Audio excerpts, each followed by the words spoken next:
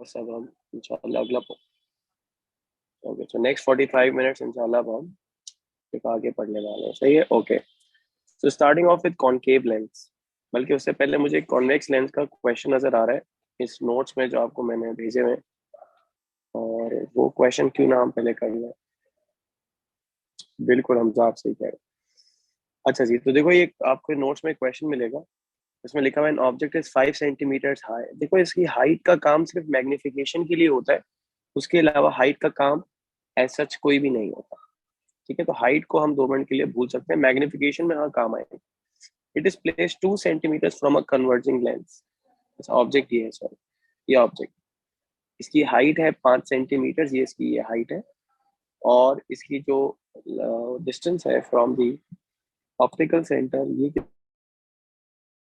कितना है, 2 से मार्क भी हुआ हुआ 2। अच्छा, which is being use as a magnifying glass. Magnifying glass कौन यूज होता है, कॉन्वेक्स लेंस यूज होता है। एक तो यूं भी पता है मुझे, और किस तरह पता है कि मुझे कॉन्वेक्स लेंस यूज होता है, तो मैंने आपको 9 बजे वाली 8 बजे वाली क्लास में क्या बताया था कि अगर देखो इमेज अपराइट हो और अपराइट के साथ साथ मैग्नीफाइड है, देखो बड़ी है ना, ऑब्जेक्ट से बड़ी है ना image, upright and magnified image is always through a convex lens. तो मुझे भी पता था because I knew a killer note. ठीक है, so these killer notes are very very very important, more than the book I would. अच्छा, moving on, moving on. अब करना क्या है, कह रहा है image produce 6 centimetre from the lens. Okay, ये इमेज का डिस्टेंस दिया हुआ है फ्रॉम द लेंस और इसकी हाइट दी हुई है। हमें फोकल लेंथ चाहिए, फोकल लेंथ चाहिए। अब देखो मैं बगैर कुछ यूज किए फोकल लेंथ निकालूंगा, ये हाइट वाइट सब भूल जाओ। हम क्या करेंगे, हम रेज वाली प्रॉपर्टी यूज करेंगे। तो अगर आप नोटिस करो, तो अगर आप नोटिस करो, क्या नोटिस करो कि ये जो ऑप्टिकल सेंटर वाली रे है, ये जाके पीछे मिलेगी इमेज के टॉप पे, लेकिन इसका कोई काम नहीं है। फोकल लेंथ निकालने के लिए इसको यूज नहीं करते, बल्कि किसको यूज करती है, पैरेलल रे को। ये पैरेलल रे वाली जो रे है, ये कितना बेंड करे मुझे नहीं पता, because I do not know the focal point. मुझे नहीं पता फोकल लेंथ कितनी है। अगर फोकल लेंथ 1 होती तो मैं यूं ले जाता, फोकल लेंथ 2 होती तो इस पैरेलल रे को मैं 2 से पास ऑन करवाता, फोकल लेंथ 3 होती तो मैं इस पैरेलल रे को 3 से पास ऑन करवाता। रिमेंबर ये कॉन्वेक्स लेंस, कॉन्केव होता तो हम यूं जाते। ठीक है, अच्छा जी। अब कितना बेंड कराए वो मुझे नहीं पता, मुझे नहीं पता फोकल लेंथ क्या है, लेकिन ये जरूर पता है, वो जो नोट हमने लिखा था कि अगर ये रे टॉप ऑफ द ऑब्जेक्ट से आ रही है, इफ दिस रे is coming from the top of the object, top of the object, then it has to meet, where should it meet, at top of image। तो इतना bend होगी कि जब इसको मैं पीछे एक्सटेंड करूं, तो मैं इस रे को पीछे एक्सटेंड करूं तो कहाँ जाके मिलेगी, टॉप ऑफ द इमेज। ये है टॉप ऑफ द इमेज। ये भी रिवर्स इंजीनियरिंग का क्वेश्चन। अब इस रे को आप यूं एक्सटेंड कर ले, और देखो ये रे कहाँ से गुजरती हुई जा रही है, ये 3 से गुजरती हुई जा रही है, ऐसा है कि नहीं। इसका मतलब ये है कि इस लेंस का जो फोकल पॉइंट है या फोकल लेंथ है, वो क्या है, फोकल लेंथ क्या होगी भाई, 3 सेंटीमीटर। क्या ये क्वेश्चन समझ में आया, मैं एक दफा रिपीट कर रहा हूँ, सुन लो फिर क्वेश्चन देख लूंगा। तो ये कि यार ये रे को इतना बेंड करो कि जब ये पीछे जाके एक्सटेंड हो तो ये किससे जाके मिले, इमेज के टॉप से जाके मिले। तो अपने स्केल को ऐसे रखेंगे और इन दोनों पॉइंट्स को ज्वाइन करेंगे। मैं पहले इरेजर से मिटा दूं ताकि थोड़ा सा काम साफ सुथरा हो जाए। तो ये देखो, तो इसको इस पॉइंट को और इस पॉइंट को मैं जोड़ रहा हूँ। ओके, तो देखो यहाँ से डॉटेड लाइन बनाएंगे, तो ये रे कहाँ पे जाके पास ऑन कर रही है, पॉइंट 3 से पास ऑन। ये क्वेश्चन क्लियर हुआ। तो इस ऑब्जेक्ट का जो फोकल लेंथ है वो कितना है, 3। अब मुझे बात बताओ, क्या ये ऑब्जेक्ट की हाइट इस सब का कोई काम था, अगर इमेज ड्रॉ करके दिया हुआ है तो इन सब का कोई काम नहीं था। इस तरह मैंने फोकल लेंथ फाइंड आउट कर ली। क्या मेरी आवाज और क्वेश्चन दोनों समझ में आया आपको, ये आवाज लैग शायद हो रही है, तो मैं लोकेशन चेंज कर। Okay, okay, that's great. चलो जी, मूविंग ऑन। मुझे लग रहा है ये चैप्टर तुम लोग का इंशाल्लाह अगले साल तक के लिए याद रहेगा। अच्छा, 3 कैसे होगा, ओके। ये देखो भाई, हमें पता है ना जो पैरेलल रे होती है हमजा, जो पैरेलल रे होती है वो लेंस को टकराने के बाद बेंड होती है। अच्छा, इतना बेंड होती है कि जब वो पीछे एक्सटेंड करो तो वो इमेज के टॉप से मिलती है।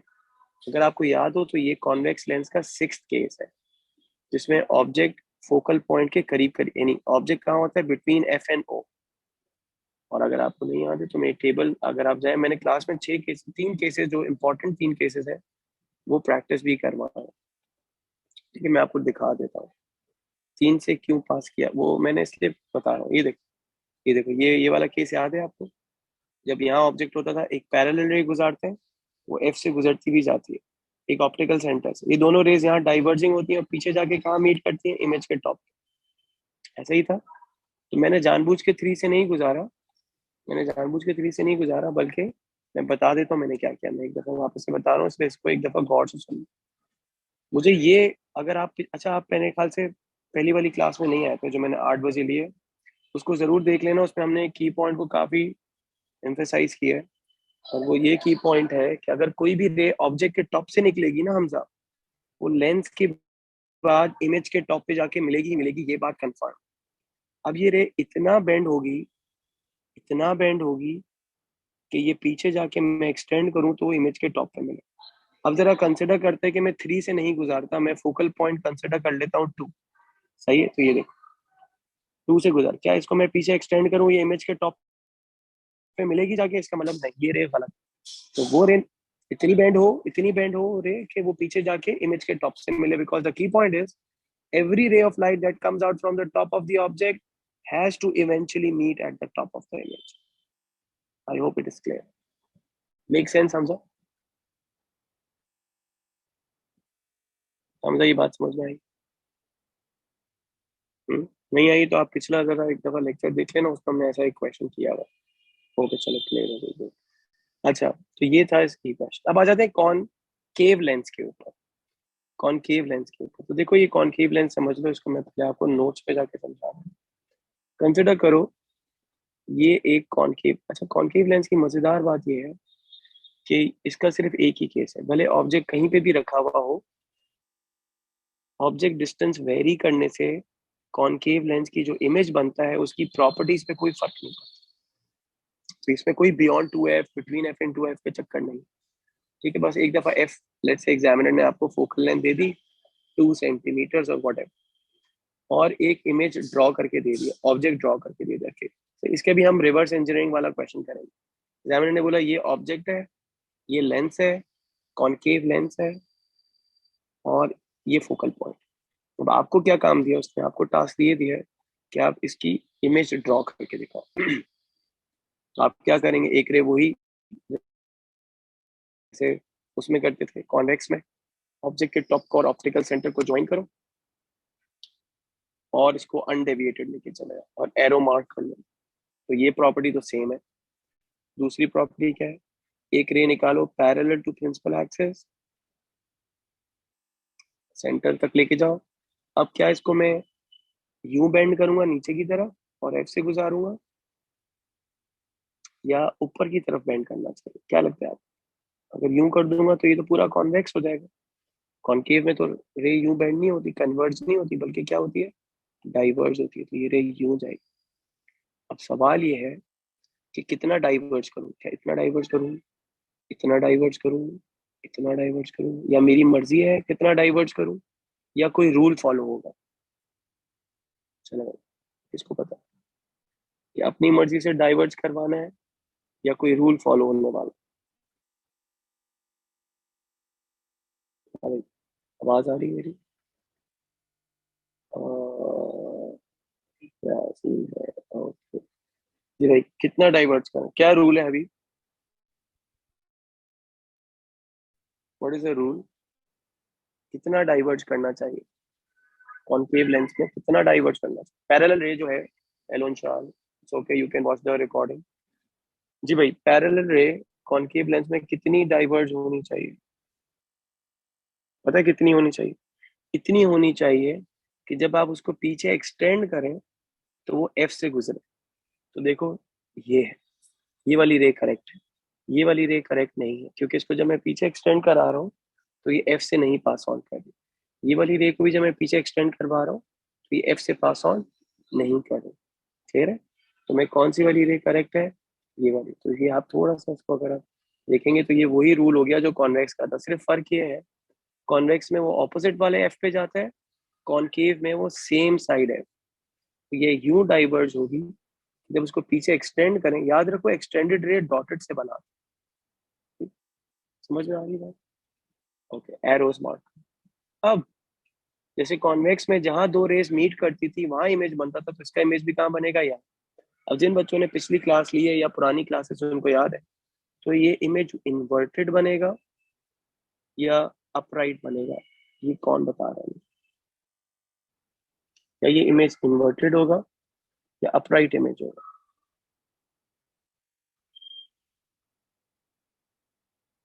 अपराइट। हबीब कह रहे हैं अपराइट।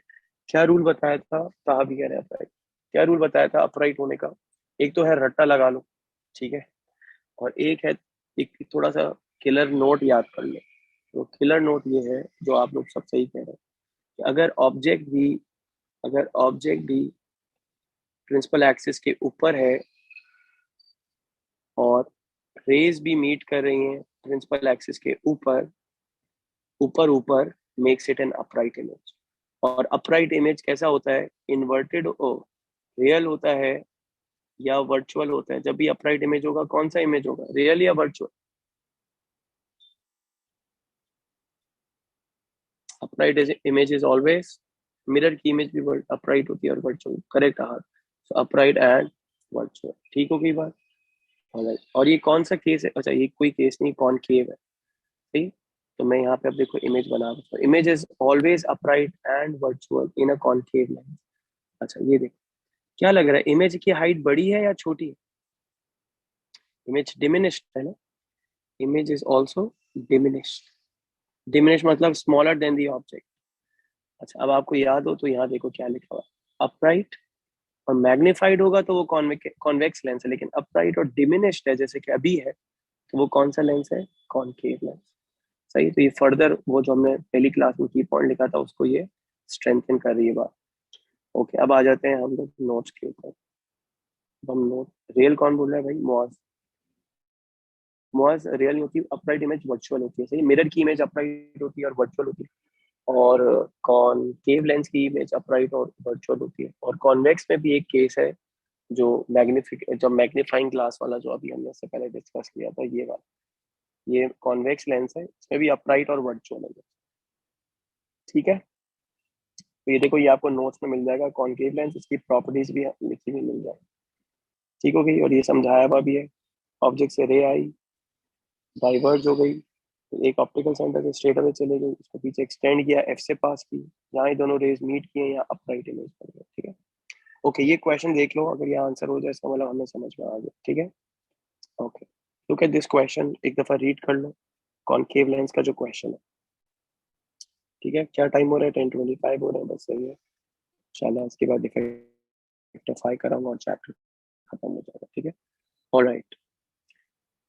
अब ये रहा ऑब्जेक्ट, क्या बोला? Where is the image form? Okay, आपको चार ऑप्शंस दिए हुए, आपको बताना इमेज कहाँ form.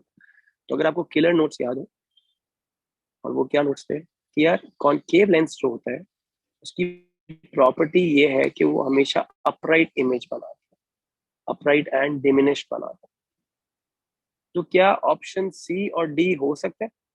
Can can option C and D be the right answer in the first place? No, you should not even bother thinking about them, because C and D both are representing an inverted image, और concave lens हमेशा कौन सा image बनाता है?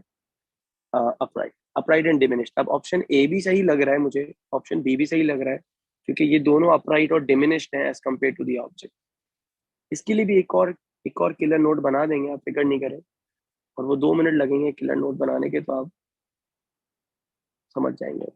आपको कोई रे diagram भी नहीं बनानी पड़ेगी, ऐसा भी एक सुपर किलर नोट बता दूंगा आपको। ठीक है, तो पहले तो लेकिन मैं प्रॉपर तरीके से बता रहा हूँ डायग्राम के थ्रू। ओके, तो एक है ऑब्जेक्ट और ऑप्टिकल सेंटर को ज्वाइन करो, ऑब्जेक्ट के टॉप को और ऑप्टिकल सेंटर को ज्वाइन करो। तो ये देखो, ऑब्जेक्ट के टॉप को और ऑप्टिकल सेंटर को ज्वाइन करो। एक तो ये रे होती है जो ऑब्जेक्ट के टॉप से निकलती है और अनडेविएटेड जाती है ऑप्टिकल सेंटर। एक होती है जो ऑब्जेक्ट और लेंस को पैरेलल है ना। Okay, 2 minute. ओके, ये बनाई पैरेलल रे। अब इसको क्या होना चाहिए, इसको कितना डाइवर्ज करना चाहिए, ये क्या बताया था अभी, इतना डाइवर्ज करे कि जब ये पीछे एक्सटेंड हो तो कहाँ से पास ऑन करे, एफ से। तो ये देखो, इसको दूसरे कलर से बना लेते हैं। देखो, ये देखो, ये एफ से पास कर और आगे एक्सटेंड, तो ये है वो डाइवर्जिंग। ठीक होगी बात। अच्छा जी, कहाँ मिल रही है दोनों रेस, कहाँ मिल रही है, यहाँ मिल रही है ना। इसका मतलब कौन है, इमेज बी है। ये तो रे डायग्राम के थ्रू समझ में आया। अब आ जाते हैं एक और killer note, super killer note. और वो क्या है, वो ये है कि इमेज हमेशा, अगर आप नोटिस करो, एफ और ऑप्टिकल सेंटर के बीच में ही बनेगा कॉनकेव लेंस के क्वेश्चन में, क्योंकि ये रे तो यूं पीछे आ रही होगी, है ना। तो क्या है वो, एक और नोट ये है, एक और नोट ये है, एक सेकेंड बच्चे एंटर कर लें। और नोट ये है कि image will be in a concave lens, image will always be between. अब इतने सारे नोट्स मैं नहीं चाहूंगा, याद रखो, प्रैक्टिस करो, उसके बाद ये नोट्स खुद याद हो जाएंगे। एफ एन ओ, इमेज कहाँ बनेगा कॉनकेव लेंस में, on in a concave lens, image कहाँ बनेगा कॉनकेव लेंस में, एफ और ओ के दरमियान। तो सपोज करो, पहले आप इसका स्क्रीनशॉट ले लें ताकि आप रे डायग्राम समझ लें, ताकि मैं इसको इरेज करूँ, स्क्रीनशॉट ले लें जरा, ताकि अब मैं क्या करूँ, मैं रे डायग्राम इरेज करूँ, और आप जब खुद बनाए तो रे डायग्राम आपको पता हो। ठीक है, मैं इरेज कर। अच्छा, अब लेट सपोज किसी बच्चे ने कोई रे डायग्राम नहीं बनाया, उसको सिर्फ किलर नोट्स मेमोराइज हुए थे। और वो क्या मेमोराइज हुए हुए थे, सुनो, उसको मेमोराइज ये हुआ हुआ था कि यार कॉनकेव लेंस है ना, अगर ये कॉनकेव लेंस की इमेज इन्वर्टेड नहीं होती तो सी और डी गलत हो गए। अच्छा, अपराइट होती है, अपराइट और डिमिनिश, अब दोनों अपराइट और डिमिनिश, फिर उसको याद आएगा। अच्छा, जो कॉनकेव लेंस की इमेज होती है वो एफ और ओ के बीच में भी होती है, ये ओ है, ये एफ, इसका मतलब ऑप्शन बी, कोई इसको स्केल पेंसिल उठाने की जरूरत नहीं। आई होप ये नोट सारे आपको समझ में आ चुके हैं। अब हम मैं डिफेक्ट करना चाहता हूँ। ठीक है, कोई अभी तक का क्वेश्चन नहीं, बस हम डिफेक्ट ऑफ आई डिस्कस करके क्लास एंड करेंगे। ओके, और कल साउंड करेंगे, कल रात को इसी तरह हम साउंड करेंगे, ठीक है। अच्छा, तो मैं क्या बता रहा था, हाँ, डिफेक्ट्स ऑफ आई, बस या लेंस की आखिरी चीज है। ओके, तो यार देखो, ये इंसानी आंख आजकल ऐसी दिखती है, ठीक है, और ये उसके अंदर कुछ और मवाद बना ले, ठीक है। अच्छा, अब एग्जामिनर पे डिपेंड करता है वो आंख किस शेप की बनाता है, जैसे कभी वो इसको अंदर बना लेता है, कभी यहाँ बना लेता है, इससे आपको टेंशन नहीं लेनी, ठीक है। अच्छा, रेटिना भी कभी वो वर्टिकल लाइन बना देता है और कभी वर्टिकल लाइन नहीं बनाता। रेटिना किसको बोलते हैं, आंख के पर्दे को, ठीक है, जो उर्दू में आपने अक्सर सुना होगा मोहल्ले में, आंख का पर्दा या कान का पर्दा होता है शायद, लेकिन खैर, जहाँ पे बेसिकली स्क्रीन है, retina is basically the screen where image is form, ठीक है। ओके, अब आपको दो बातें याद रखनी है। पहली बात जो आप लोगों ने लिखी थी, अगर if object is far away, if object is far away, तो फिर रेस कैसी होंगी, parallel to each other. Rays कैसी आ रही होंगी, पैरेलल टू ईच अदर आ रही होंगी।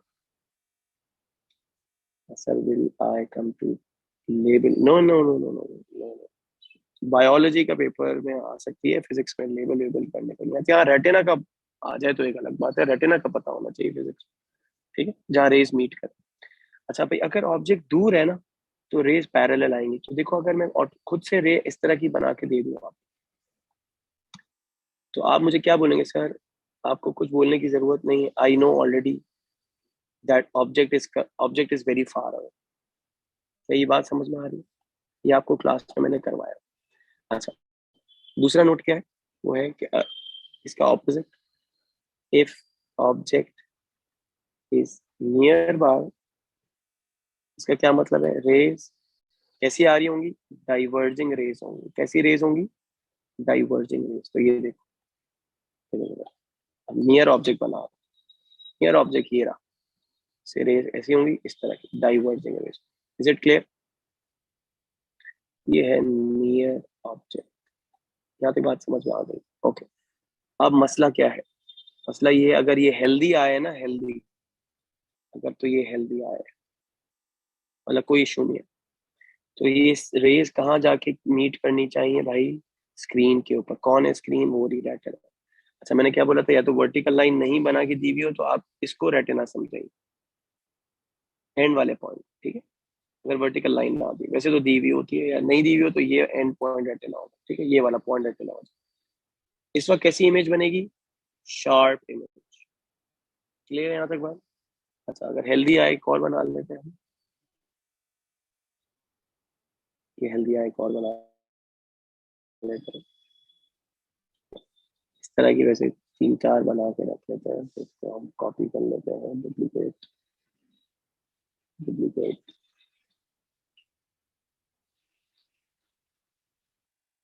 यहाँ पे लाना चाहिए, उसके बाद में उठा लेंगे। ओके, ठीक है। ओके जी, थोड़ा सा साइड कर लो। चलो, अब मैं बता रहा हूँ कि अगर हेल्दी आए है तो ये देखो, ये कौन सा ऑब्जेक्ट है? फार ऑब्जेक्ट है। कैसे पता चला? इससे रेस कैसी है? पैरेलल। ये भी कहाँ जाके मीट करनी चाहिए? रेटिना।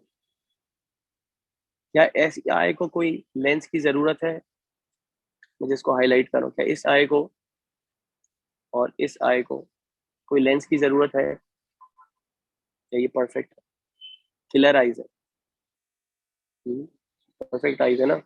इनको किसी लेंस की जरूरत नहीं है, बिकॉज इनके अंदर रेज करीब ऑब्जेक्ट हो या दूर हो, रेटिना पे मिलती है। अच्छा जी, ये वाले ऑब्जेक्ट को देखो। ये अब एक और आय बना, इसको जरा दूर ले जाते हैं। जी भाई, वापस ले आएगा।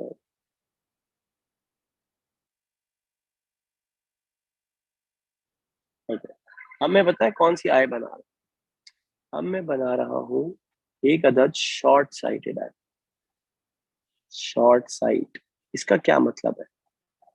इसका मतलब है ये शॉर्ट रेंज देख सकती है, करीब का ऑब्जेक्ट देख सकती है। करीब का ऑब्जेक्ट देखने का क्या मतलब है? मुझे बताओ। क्या ये ऑब्जेक्ट, अगर रेज यूं आ रही हो, क्या ये रेज रेटिना पे मीट करेंगी कि नहीं? शॉर्ट साइटेड है। शॉर्ट साइटेड आई का क्या मतलब है?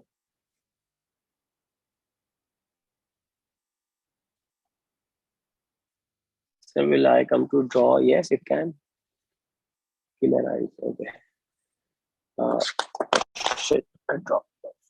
जी, क्या बोल रहा था मैं? मीट करेंगी? No, yes. देखो, शॉर्ट साइटेड आई का मतलब है ये करीब वाले ऑब्जेक्ट को देख सकती है।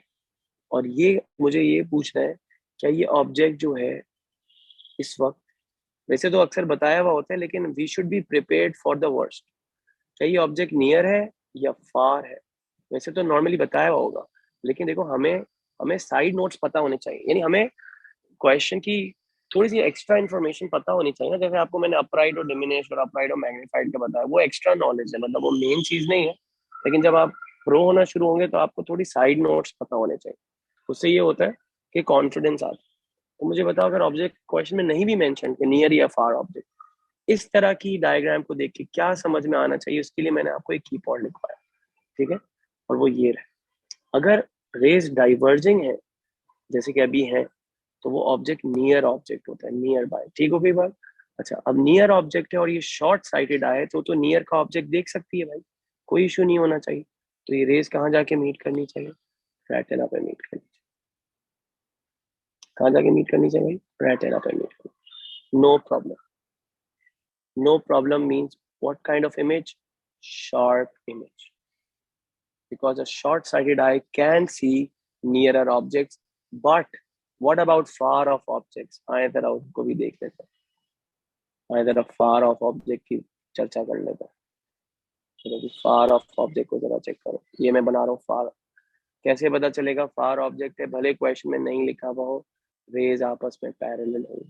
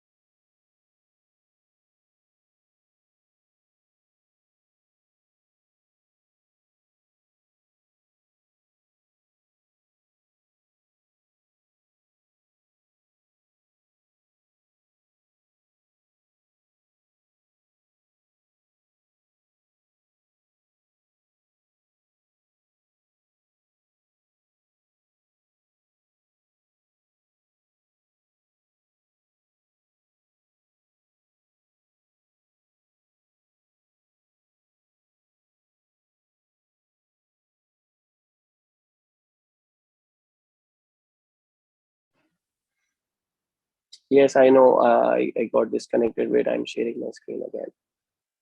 Hold on. थोड़ा बहुत ग्लिचेस तो अब आएंगे यार, पाकिस्तान है और मेरा वैसे भी इंटरनेट से बहुत अच्छा वो नहीं है रिलेशनशिप। अब आवाज आ रही है मेरी? सही है? मेरी आवाज क्लियर है? खराश को छोड़ के बताओ, जरा कंफर्म करो आवाज सही है मेरी। नो।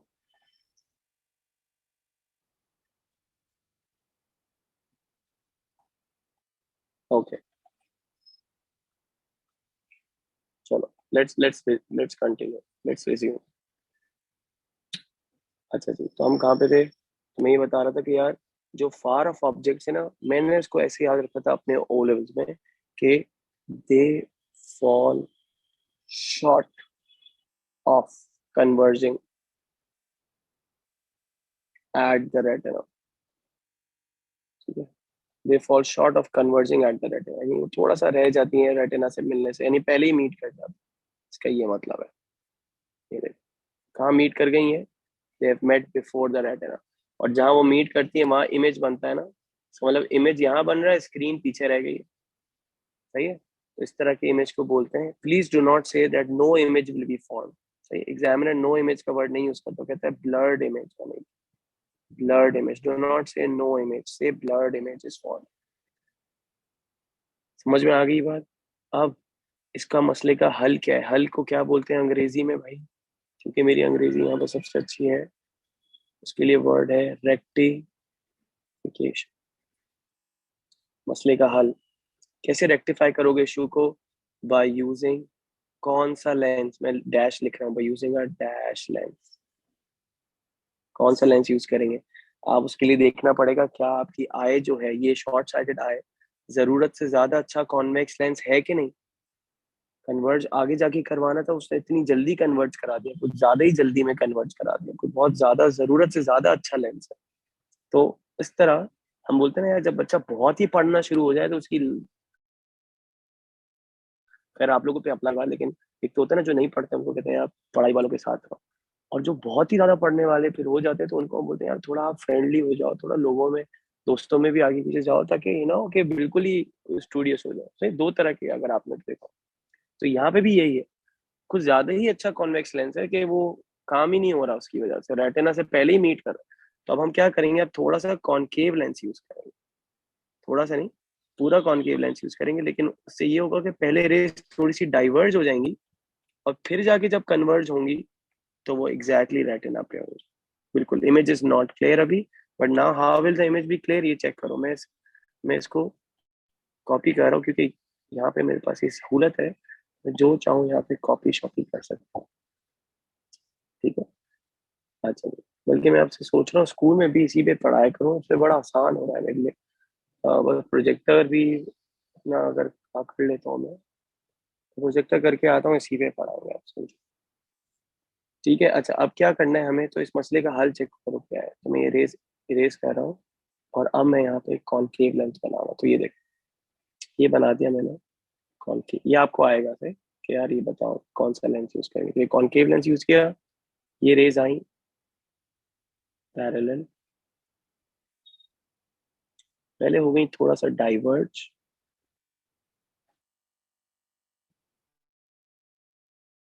और अब जाके कहीं तो कहाँ कन्वर्ट करेंगे भाई? रेटिना पे। इसका मतलब far object is also clear now, far object sharp now. अब फार ऑब्जेक्ट भी शार्प हो गया। ठीक है, थम्स अप। समझ में आ रही है बात करें? व्हाट दिस, ये आपसे पूछा जाए, रिपीट कर दे ये चीज वापस से। कलेश में भी कर देता हूँ सर। कलेश ये बात हो रही थी कि देखो हेल्दी आय कहाँ है, ये देखो ये हेल्दी आय, ये हेल्दी आय नियर ऑब्जेक्ट देख रही है, कोई मसला नहीं आया, रेटिना पे इमेज बनी। ये हेल्दी आय फार ऑब्जेक्ट देख रही है, कोई मसला नहीं आया, रेटिना पे इमेज बनी। अब ये आ गई शॉर्ट साइटेड आय, जो करीब का तो देख सकती है, दूर का ब्लड देखती है। तो देखो शॉर्ट साइटेड आय में करीब के ऑब्जेक्ट से रेज आई तो रेटिना पे बनी मिली, कोई कोई मसला नहीं हुआ। लेकिन जब दूर से रेज आई तो अब रेटिना से पहले मीट कर गई। ये बात याद रखना कि वो पहले मीट कर रही है शॉर्ट साइटेड में। फार साइटेड में बाद में मीट करती है, शॉर्ट साइटेड में पहले मीट करती है। अक्सर बच्चे एक और मिस्टेक ये करते हैं, कहते हैं सर शॉर्ट साइटेड आया तो दोनों दफा डिफेक्ट होगा, दोनों दफा रेटिना पे नहीं मिलेगी। नहीं, शॉर्ट साइटेड आए भी कोई करीब का ऑब्जेक्ट में कोई इशू नहीं है, वो रेटिना पे बन रही है इतने तेज। दूर के ऑब्जेक्ट में मसला है, वो पहले बन रही है। क्लियर है यहाँ तक बात? अब हम आ जाते हैं किसके ऊपर, इसके ऊपर आ जाते हैं। अब हम आ जाते हैं कौन सी आई के ऊपर? हाँ, इसका रेक्टिफिकेशन। रेक्टिफिकेशन ये की कि जो दूर का ऑब्जेक्ट था, ये है ना दूर का ऑब्जेक्ट, जो दूर का ऑब्जेक्ट था ये कुछ ज्यादा ही अच्छा कन्वर्ज हो जाता था, पहले ही कन्वर्ज हो जाता। तो हमने पहले थोड़ा सा कॉन्केव लेंस यूज किया ताकि रेस थोड़ी सी डाइवर्ज हो, और अब जाके कन्वर्ज हो तो वो रेटिना पे कन्वर्ज। क्लियर है कनेक्ट? इज इट क्लियर ना? अच्छा, अगर इधर कॉन्वेक्स लेंस लगाते पता है क्या हो जाता? और भी पहले मीट कर जाती है। देखो, अगर कॉन्वेक्स लेंस यूज करते हैं ना, देखो मैं यहाँ पे ऐड कर रहा हूँ, लेट सपोज आप कह रहे हो कॉन्वेक्स लेंस यूज कर, तो ये रे पहले ही थोड़ा सा यूं कन्वर्ज हो जाती, फिर और जल्दी कन्वर्ज हो जाती। तो ये यहाँ मिल रहा था, अब वो यहाँ मिल जाती है। पहले ही थोड़ा सा कन्वर्ज हो जाती, फिर और अच्छा कन्वर्ज होती। तो जहाँ रेस पहले मीट कर रही थी रेटिना से पहले मीट कर रही थी, अब और पहले मीट करना। समझ में आ रही है बात? क्लियर है? जी भाई कलेश क्लियर है। 6% बैटरी है। Okay good. अच्छा, अब ये है कि अब आ जा, अब इसका ऑपोजिट होगा फार साइटेड आई। सही ना? इसी का ऑपोजिट कौन है? फार साइटेड आई। वो मैं बना लेता हूँ। फार साइटेड आई देख, हाँ फार साइटेड आई, फार साइटेड, इसी को मैं कॉपी पेस्ट कर लूँ।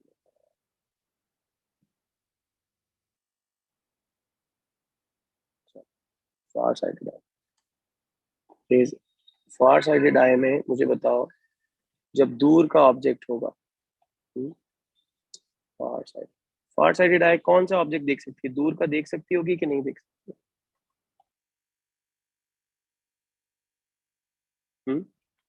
फार साइटेड आई दूर का देख सकती है, दूर का यानी कि फार का देख सकती है। सही? तो ये देखो, मुझे बताओ ये रेस दूर से आ रही है कि नहीं आ रही? ये रेस दूर से आ रही है ना, कैसे पता चला? Parallel race. बार बार बातें रिपीट हो रही है। पैरेलल रेस इसका मतलब फार ऑब्जेक्ट। फार ऑब्जेक्ट है, there should be no tension, rays should meet exactly at the rate. Clear हो गई बात? अच्छा, अब मैं बना रहा हूँ कि इसमें तो हमें रेक्टिफिकेशन की जरूरत ही नहीं। रेक्टिफिकेशन की कब जरूरत पड़ेगी? जब कब आ रहे होंगे रेस, तो रेक्टिफिकेशन की कब जरूरत पड़ेगी? जब जब रेज आ रही होंगी करीब से। तो ये देख,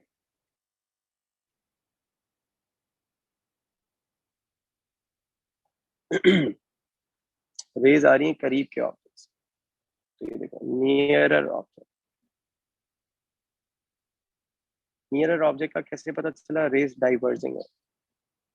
अब मुझे बताओ ये रेज कहाँ मीट करेंगी?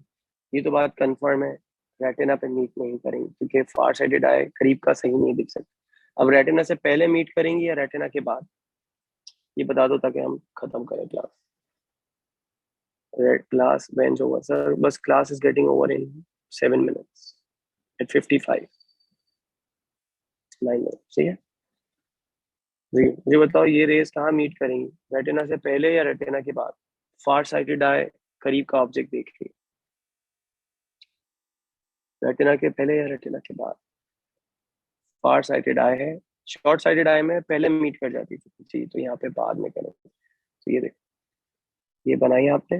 अच्छा एक बात याद रखना, बाहर जब जा रही हो ना रेस, तो उसको डॉटेड बनाना। आपने कॉपी में भी देखो डॉटेड बनाई होगी, क्योंकि असली में रेस बाहर निकलती नहीं ना किसी के सर के बाहर से। रेस निकलती भी अल्लाह ना करे कोई देखे ना, तो वो काफी स्केरी हो जाएगा। ठीक है, ऐसा होता नहीं। ये है ऑब्जेक्ट। अब इस मसले का रेक्टिफिकेशन क्या है भाई? पहले हम ये मसला ये है कि ये जो लेंस है, ये अच्छा कॉन्वेक्स लेंस नहीं है ना? अच्छा कॉन्वेक्स लेंस नहीं। अगर अच्छा होता तो रेस को जल्दी मीट करवा देता। ये बुरा कॉन्वेक्स लेंस, रेस को जल्दी से मीट नहीं करता। इसका हम एक और कॉन्वेक्स लेंस इस्तेमाल कर लेते हैं फिर, ताकि अब शायद फायदा हो जाए। ठीक है, तो ये देखो, ये कौन है भाई, मैंने अभी ज्वाइन कर रहा है जी भाई। तो ये देखो, तो चलो भाई, अब हम यूज कर रहे हैं एक अदर और कॉन्वेक्स लेंस, और वो ये रहा। ठीक है, ये आ गया कॉन्वेक्स लेंस। अब देखो क्या हो रहा है, ये करीब की ऑब्जेक्ट आई, ये पहले थोड़ा सा कन्वर्ज कर गई, ये ऑब्जेक्ट से रेज आई, डाइवर्जिंग रेज आई, पहले थोड़ा सा कन्वर्ज कर गई, और अब जब फर्दर कन्वर्ज करेंगी तो ये फाइनली कहाँ जाके मीट कर देंगी, रेटिना। तो पहले ये कॉन्वेक्स लेंस ने थोड़ा सा कन्वर्ज करा के हेल्प की, फिर आंख जितना भी अच्छा कॉन्वेक्स लेंस था उसने थोड़ा सा कन्वर्ज किया, दोनों का सपोर्ट रहा, तो जाके फाइनली रेस रेटिना पे मीट कर गई। क्या ये बात समझ में आ गई है कि नहीं आ रही?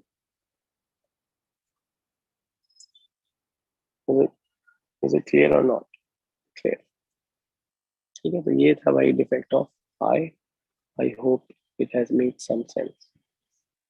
Eyes come like a healthy eye, a healthy eye.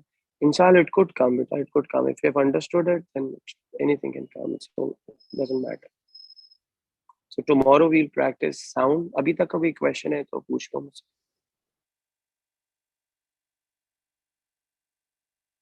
ऐसे नहीं आएगा इंशाल्लाह कि what is the difference between healthy eye and an unhealthy eye, इस तरह का कोई नहीं आएगा। Hopefully कोई creative अच्छा ही question होता होगा अगर होता है तो। Okay, चलो।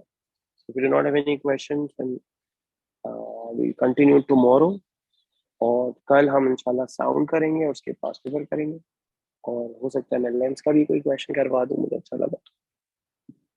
ठीक है, इंशाल्लाह कल साउंड करके उसको भी क्लियर करेंगे और उसके पास पेपर कर लेंगे इसी तरह ऑनलाइन क्लास। क्या मेरी आवाज़ क्लियर थी? ज़रा मुझे उसका भी फीडबैक दो, क्योंकि मुझे ज़रा इंटरनेट भी अपना चेक करना है, बाकी भी अपनी रिकॉर्डिंग ऑफ कर रहा हूँ।